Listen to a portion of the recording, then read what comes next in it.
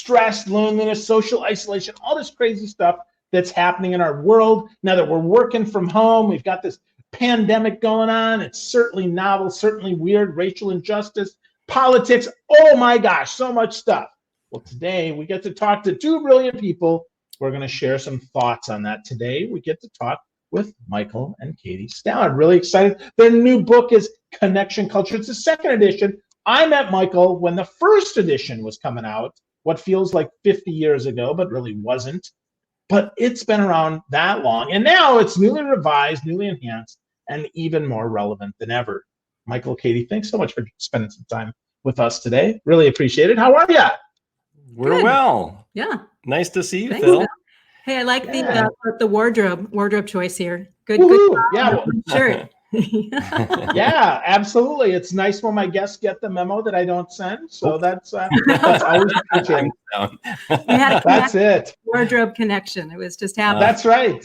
Yeah, for sure. But you're both wearing glasses, so that's close enough. Three of us. Another thing we have in common. And we all like strong coffee. I know that. That's it. Yeah, absolutely. Yeah. I had mine today. So yeah. Coffee. Okay. Pull up the coffee. Let's have a chat.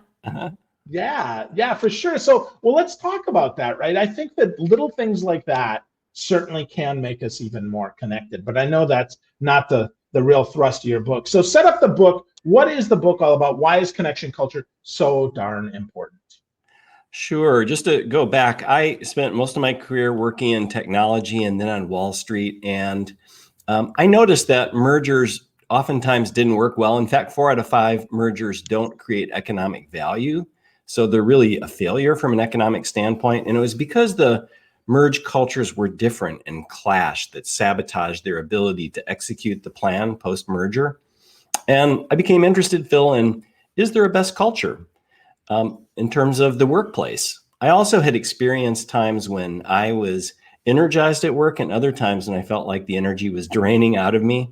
And so I decided to take a sabbatical, and it ended up becoming a second career. We just did research, and it led us in a direction that wasn't on my radar screen, and that is the importance of connection. But all of the research we did really pointed in that direction. Wow. That's so interesting. So I forgot that you're a big tech guy. I mean, I read your bio, and I'm like, oh, yeah. But now it really sticks with me, and that's so interesting because, I was a VP of IT for a long time as well. And it's so interesting because seldom do you talk to IT guys, or maybe seldom did I talk to IT guys that got connection. But now as we're really kind of neck deep in the war on talent and how to better lead our smart, creative technology folks, it's more important than ever. So, Michael, has this research changed as you've done the work the last 15 or 20 years? I mean, is it the same results? Different case studies, or what's different? What's the same?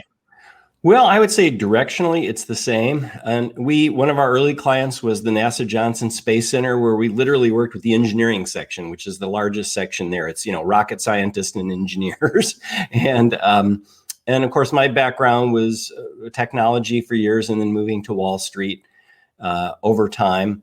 So since that time, we've worked with just a wide variety of organizations. We do a lot in healthcare with Memorial Sloan Kettering Cancer Center, Yale New Haven Health, Turner Construction. Texas Christian University has a center based on our work, so we partner with them in higher education. So we've learned a lot over almost 20 years since you and I first met.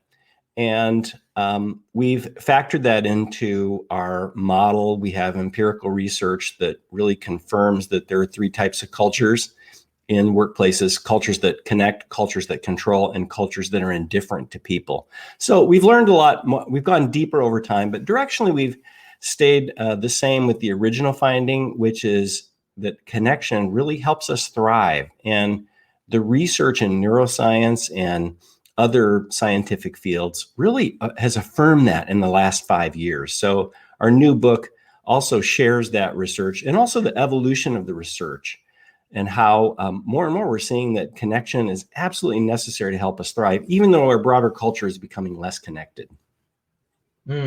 That's interesting. Yeah, we definitely are less connected now. One of the questions that we got, or maybe statements here, is Kathy Close-Guest says, we don't always all experience that psychological safety equally, right? Women in people of color, for example, are not always heard. Their voice is not always included. And I think that's important, right, as we think about this connection. So how do we be more inclusive in that, Michael and Katie? How do we get more inclusive? And maybe if you have an example of how that's been done.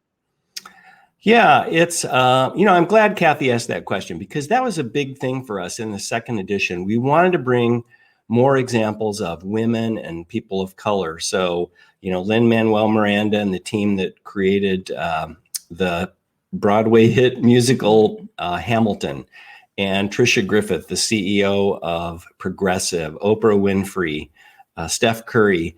We really added, it's a much more diverse book, and it reflects what we currently have in society today. And so that was very important for us. So an example that I could use, there are so many. I'm trying to think of one. Do you have one you want to? Oh, well, actually, I was going a slightly different way with what Kathy had said. So this is interesting. Go ahead. I know from experience, Kathy, that feeling of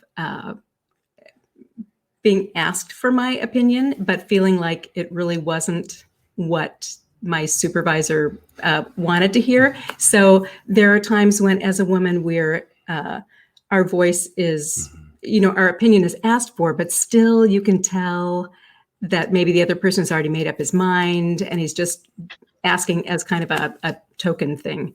So part of our, when we talk about what you need in a connection culture, we talk about 3 core elements: vision and value and voice. And that voice piece especially is an important one, I think, to feel like someone really wants to hear what you have to offer and is coming from a place where every single person has something to bring to the table based on her life experiences, his background, that you need this rich marketplace of ideas if you're going to come to the best conclusions. So I think we have to be very mindful of making sure that the people around the table are very diverse, that there are women and people of color and men and age differences, and just we need to do life together. So Kathy, find an answer in there. Sorry, I was kind of going all over, but no. Back to Mike, who is going a completely different direction. But anyway, sorry, No, Phil. Katie, I think that, no, don't be sorry. I think that's an important point. Before we get to Michael's point here, Katie, I think that's really important though, right? We have to be intentional about that. We have to be mindful. And I love what you said there. It's so darn important that we stress that diversity is not just a choice. It is actually something we have to do, right? We don't just say, hey, yeah, let's be diverse, right? Hey, yeah, Katie, oh, great point. Pat you on the head. Hey, good job, right? But really dive in and get deeper on that. So I love that point. Michael, go ahead with an example though, because I think that'll be a great way to drive that point home. Well, one person that comes to mind is Alan Mulally. Fortune magazine has cited him as one of the top 3 leaders in the world. That's pretty impressive. And he's the CEO who saved the Ford Motor Company. When they were losing billions a year, he was brought in from Boeing commercial aircraft. And you really see that whole vision, value, voice. He went back to Henry Ford's original opening the highways for all humankind, and that by providing affordable transportation for people, it opens opportunities in their lives and allows them to connect with family and friends who are geographically dispersed, big thing today. And the thing about Alan is he's very humble. You see that he seeks the opinions and ideas of people and then considers them before he makes decisions. I remember I was presenting in Detroit to people from GM and Ford one time and other organizations in Detroit. And someone from Ford said, when Alan was CEO, we used to see him walking the halls and he was always stopping to talk to people. And he was just friendly and approachable. And you see that Alan really values people. Another thing that is along those lines of valuing people, Ford had a very internally competitive culture that brought them to the verge of bankruptcy. And it was kind of nasty at times. And one of the things Alan forbid was using humor at the expense of others. And it just became part of that culture where he really shut that down and talked to people privately about not doing that. We need to have a team culture where we're supporting each other, not taking pot shots at each other. So you really do see vision, value, voice in his whole story that we lay out in a case study in the book. Excellent. Yeah, I know my friend Scott Monty used to work there. He was on the marketing team, the social team there, and certainly he speaks highly of Alan as well as a connector. And the things that Alan knew about people are just remarkable. So how do we get started on that? I mean, getting to know people here. Jennifer Lee makes a good point. She says that merging companies, or any company really, they take an inventory of everything except for their people. Mm-hmm. And if you don't know your people, you can't make connections. So how do we get to know our people more when we're busier and busier, when we're working from home, dispersed time zones, dispersed workforce? How do we do that? Mm-hmm. Well, I think part of it is training leaders, but really everyone in the culture to develop a connection mindset. So they understand that connection is, as we say, and we borrow this from Matthew Lieberman, the neuroscientist, that connection is a superpower. It makes us smarter, happier, and more productive. And disconnection is a super stressor that puts our body in a state of stress response so we don't feel well. And it often ends up in addictive behaviors or substances, and we're at a higher risk for anxiety, depression, and even suicide. So helping people understand that connection really is important. It's a must-have. You're going to dysfunction if you don't have sufficient connection in your life. And then helping people understand the attitudes, language, and behavior that connects people. And there are lots of them, as you would imagine. One attitude being assuming the best in people and not assuming the worst. A language is, I think of Pfizer. Pfizer uses, like the CEO of Pfizer, when you hear him talk about employees, he uses the word colleagues. And that actually came out of their merger with Warner, or their acquisition of Warner Lambert years ago. They noticed that Warner Lambert people didn't use the word employees. They used the word our colleagues. And it's just a more egalitarian term. And then finally, behaviors, doing things like investing in training, mentoring, and coaching. Those things are behaviors that are connecting. And there are so many that we could talk. And that's what's been fascinating for us, is just to see in these, whether it's NASA or Turner Construction or Sloan Kettering Cancer Center or TCU, the University in Texas, that the ways vision, value, voice are expressed are different. They're connecting, but it's fascinating to see the differences in the way leaders really create cultures of connection. So I was thinking, sorry, Phil. Yeah. What about go ahead. Ashley Hardin's her research about knowing the people you work with? Right. Yeah. Good point. Katie brings up is Ashley Hardin at Washington University in St. Louis is a professor, and she's done some really interesting work that shows when we get to know people personally, more about their life outside of work, it has two effects. Number one, we're more likely to help each other. And second, we're less likely to socially undermine each other. So a lot of people will say, well, work is work and life outside of work is separate. But the research really is showing that we become more connected. We cooperate more. We help each other. We're less likely to undermine each other if we know more about each other as individuals and not just as coworkers.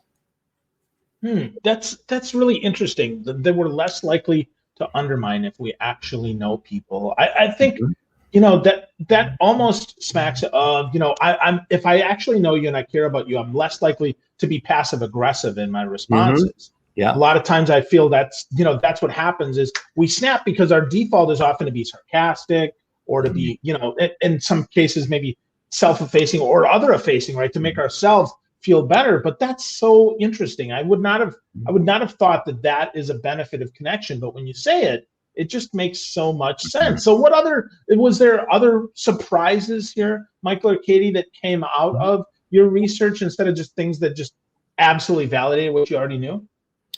Well, yeah, go ahead, Katie. I was going to say the Julianne Holt-Lundstedt. Oh yeah, go ahead. Oh no, I'm teeing you up to talk about it. Yeah, I'm the research nerd. You can tell. He is. I'm the little details, the little details person. Yeah. Julianne Holt-Lundstedt, who I had the pleasure of presenting with out in Utah at the largest school district out there.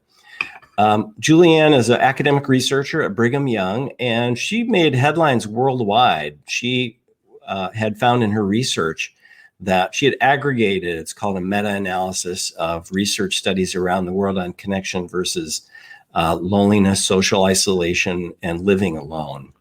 And what she found was that people who were more connected had a 50% reduced risk of early death if they had greater connections. And those who were lonely meaning I feel alone, socially isolated, meaning I'm not around people at all. And then finally, living alone was a third risk. And she found that those individuals had a higher risk of early death than well-known risk factors like obesity or smoking 15 cigarettes a day, air pollution, other things, that loneliness actually had a much greater impact on our lifespan.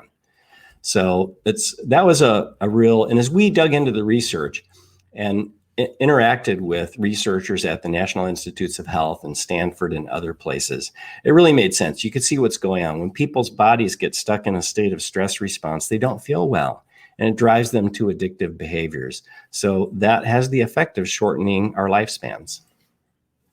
Yeah. Wow. So that's one of the big research things that came forward between the first edition of the book and the second edition of the book. And I know it's gotten a fair amount of attention, that we are in this loneliness epidemic.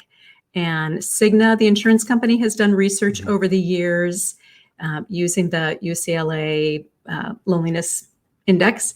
And their findings from 2019, which are the most recent ones, show that 61% of American US adults, so 18 and over, self-reported as lonely. So when you think about it, that's 3 out of 5 adults, and this was before the pandemic, are lonely. So if they have a connection deficit, in a sense, and they are coming to work that way, they're just not going to be able to give their best or do their best. So it feels like in the past, there were plenty of leaders and managers that were like, work is work, get to your desk, do your job. I don't care if you have friends. Actually, I don't necessarily want you to have friends because I want you to stay at your desk and work, who separated the tasks from the relationships.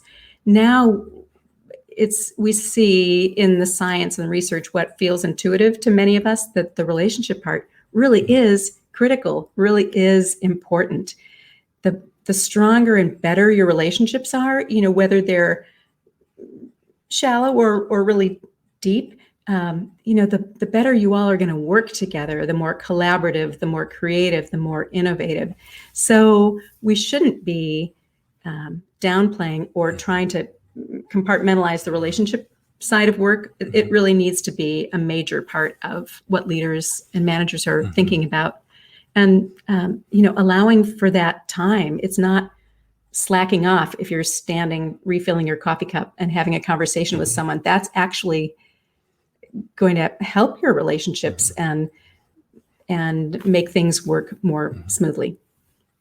Yeah, I think that's so important, right, Paul? Paul here makes a good point. He says we're a profoundly social species and we struggle in impersonal workplace environments. I agree, and I can tell you that when I started out in corporate America, 20 plus years ago, I didn't drink coffee, and I wasn't connected to anybody that I worked with because all the conversation and all the connection happened around the coffee pot. And I learned quickly that was our opportunity to actually plug into each other, to give to each other, to understand what was happening beyond the work that helped us. But how do we, now that we're socially distant though, how do we plug back into this social culture, this connection culture that can help us be better when it's like, Michael, I'm sorry, I have to book time on your calendar to say hello. What's up with that? I mean, how do we do that as leaders and as employees?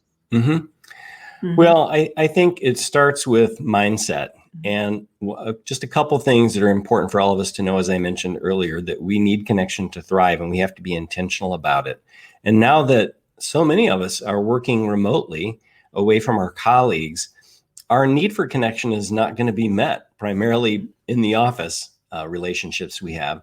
And so we have to be intentional about connecting with family and friends, volunteering in our community. That's extremely important. Secondly, to be aware of those signs. I was talking to a neuroscientist at the NIH just a couple weeks ago, and he was telling me that, I'm feeling like, he was saying that he's more tired because he's working remotely, and he described it. He said, our brain senses that something's different and feels threatened by it. And so it's using more energy. We're processing more in the amygdala where we process threats, and we're using more energy because we're isolated. And so it's natural that we're going to feel more tired because of that. Our brain uses about 20 to 25% of our overall energy.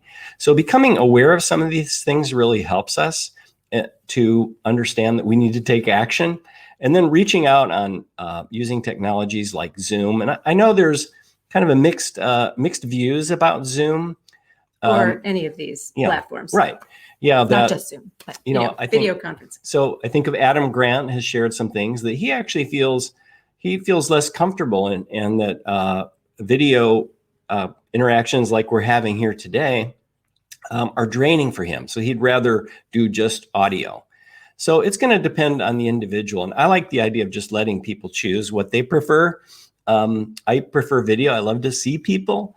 But it's going to be a mix. But we need to be intentional about reaching out to our colleagues, and especially leaders, reaching out to connect with those they're responsible for leading, and making sure that those individuals, especially if they show signs of withdrawal, that they understand they have this need for connect. Now we have to do that, communicate that in sensitive ways. But it's helpful for all of your audience and all of us to know that this is a time when connection, because stress is higher, social isolation is higher, connection is even more important today. And we're seeing that rise in mental health issues and suicide right now because of lack of connection and high stress. Yeah, Katie, hit me.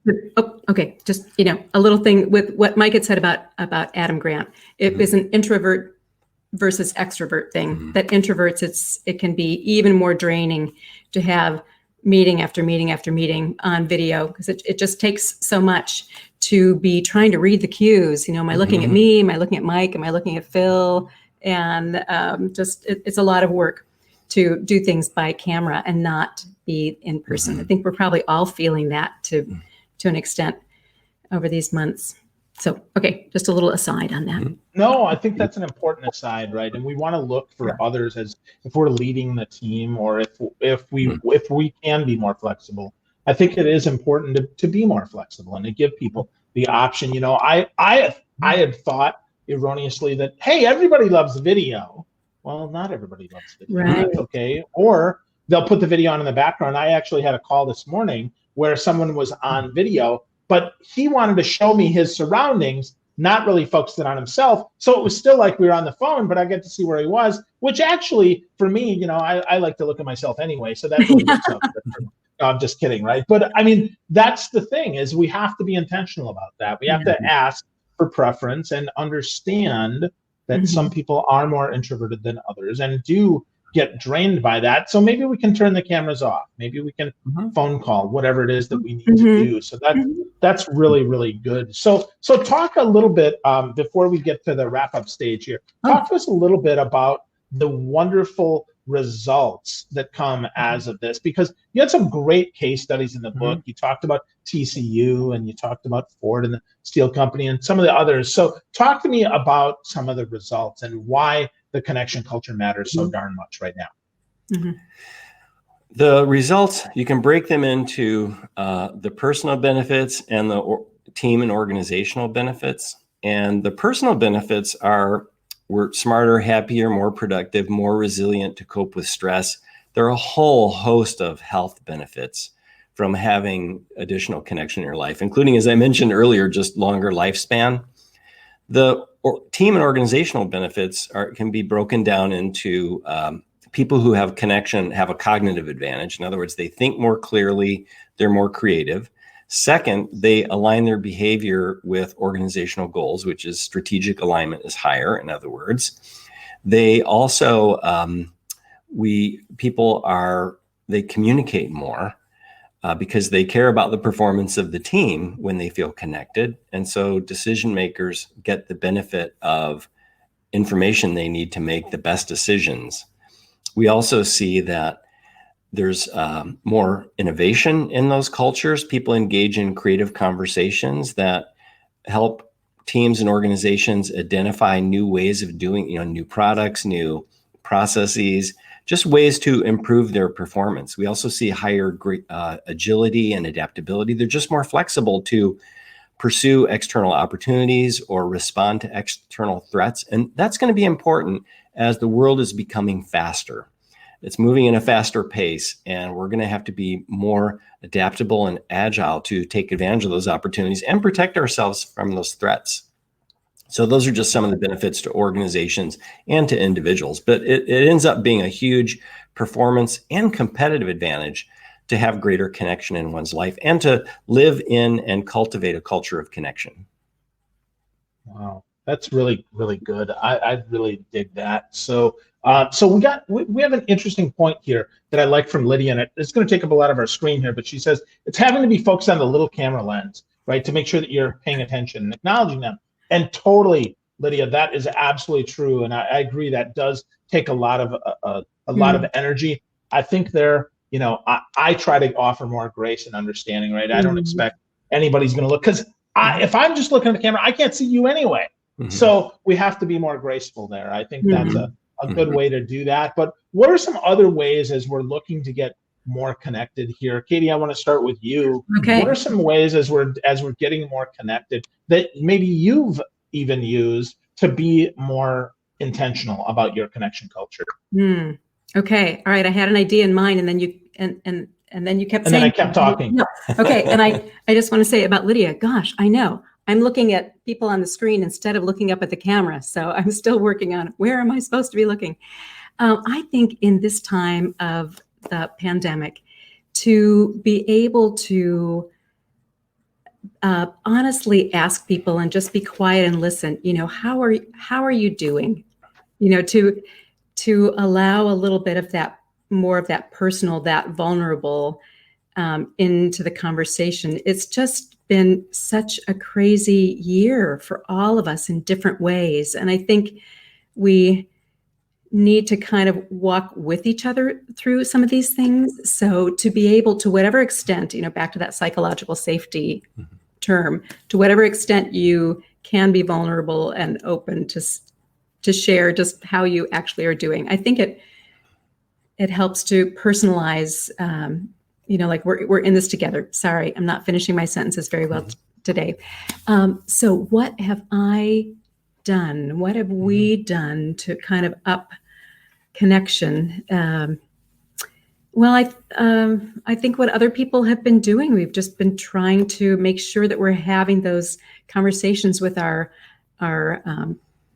parents who are getting older, who live far away in different states. This would be a really great time for us to be able to go and be with them in person, but we can't. So making sure that we're having regular conversations, figuring out how to do FaceTime with them so that we can see them and kind of, sit in the kitchen at the kitchen table together and quote unquote, and be with them more. Have you thought of anything while I've been babbling? Yeah, I think one thing I want to raise your audience's awareness of, we're going into a season where stress is probably going to go up. Stress has increased. It was high before the pandemic. It's become higher since the pandemic. And given we're going into the election, we're in it.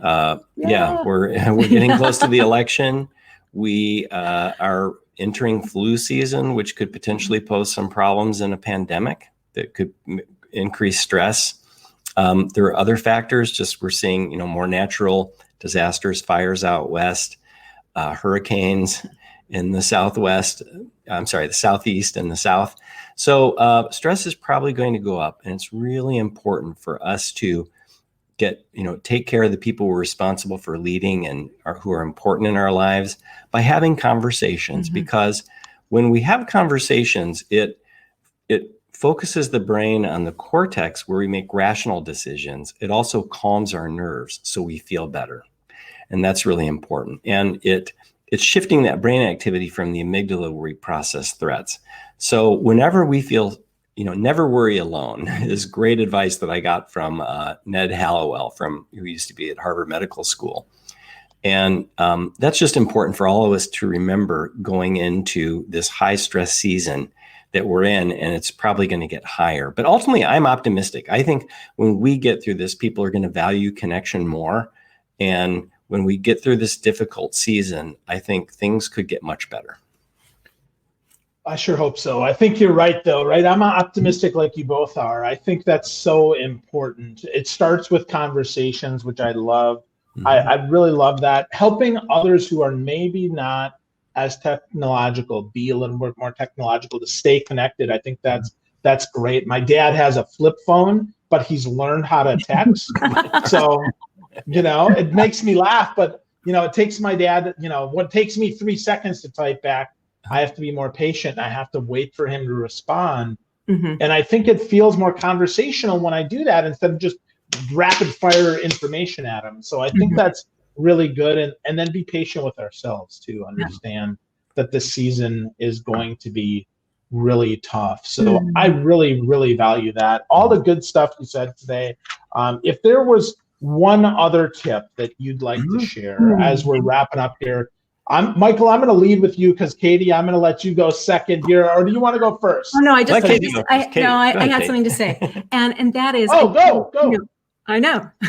As I've been listening to us, the time has been flying by. So thank you, Phil, for that. But I feel like there are all sorts of things we just haven't even said. We haven't even gotten to. So my tip would be, read the book, and because we explain, this is what a culture. You may be working in a culture of control, and this is what that looks like, and this is how it makes you feel, and this is how it's bad for you on lots of levels and bad for the team. You might be working in a culture of indifference, what that looks like, stuff.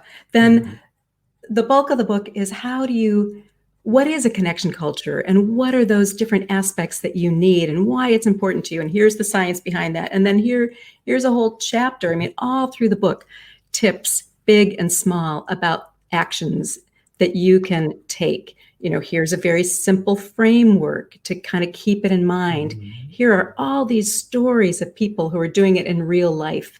And we know that stories are really powerful. And even though you may not be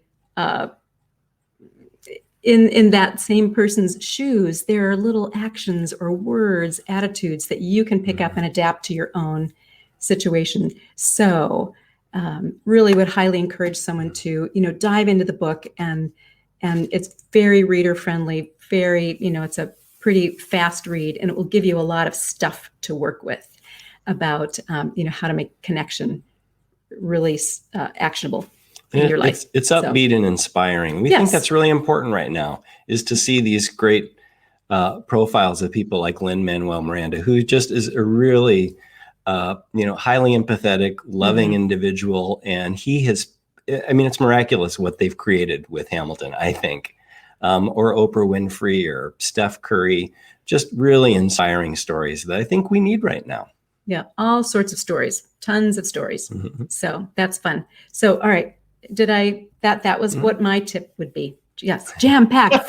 Yes. Yeah, no, I love that, right? That, of course, right? That's a great tip. And your website has a free e-course as well, which I love, right? 5 minutes to getting started in that connection culture. But Michael, I'm going to leave you with the last word here. If there's something besides, of course, people need to buy the book. That's obvious, right? But what's maybe one less obvious one? Well, one that comes to mind is, a lot of your followers probably are aware of this, but it's called Helpers High. When we shift our attention to help others, when I serve Katie or our daughters or our clients, our friends like you, Phil, we benefit too, in this sense of the helper's high. It actually boosts our emotions from a positive emotional standpoint. So that's another thing to be thinking about too. Who can we call today? Who, I have a friend in mind that I'm trying to reach out to who is alone now and going through some difficult times in this environment. So I want to just reach out and check on him. We've traded calls, but I need to connect with him just to make sure he's okay. And I think if we're all thinking that way, more people are going to come out of the other side of this in much better shape. I love that. That's so good, right? Focusing on the helper's high is great. I love thinking about who can I connect with today and actually doing it. There you I go. think that's really, really important, right? Do the work. It's important. And then folks, get the book, right? I mean, really get the book, get a copy of Connection Culture. It's fantastic. It is easy to read. I love the first edition. I love the second one even more. It's really easy. It's at connectionculture.com. You get a 5-minute stuff. Yeah, lots of great stuff. Questions like, how do I help people beat burnout and stress? Where do I start improving engagement? How do I help people feel connected? All sorts of great stuff in the book and in the courses. Michael and Katie, I'm so grateful for both of you. Thank you for connecting with me today. It was just great to see you again. Thanks real so much. Yeah. Absolutely. And thank you everyone for listening. Have an awesome day and get connected. Okay.